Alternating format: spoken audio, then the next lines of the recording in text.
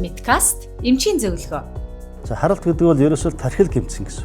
Тархи гэмтээд үйл ажиллагаан саатаал эрх системийг удирдах чадварг болохыг хүн харалт гэж хэлдэг. Харалтын шинж тэмдэг бол тархины аль хэсэг гэмтгээс шалтгаалаад ямар хэмжээний тархины үйл ажиллагаа алдагсан хамаарат шинж тэмдэг илэрч идэг.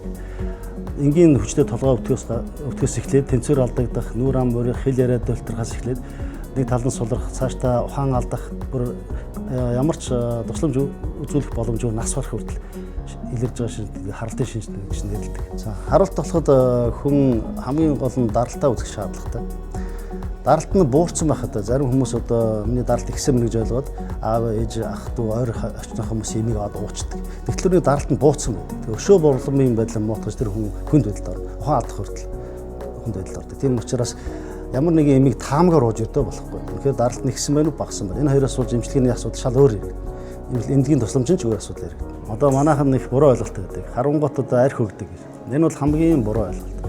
Одоо хөдөө орон одоо явж байгаа улсууд маань одоо харалтын шинж тэмдэг илэрхийлэх стандартай хамгийн түрүүнд арх одоо хүнд уулгадаг. Энэ маань эргээд харалтын улам даамжирж гүнзгий өргөж он шиг нь бодлуулах юм асуудал үүсдэг. Тийм учраас арх хүнд бол хамгийн буруу шийдвэр юм аа.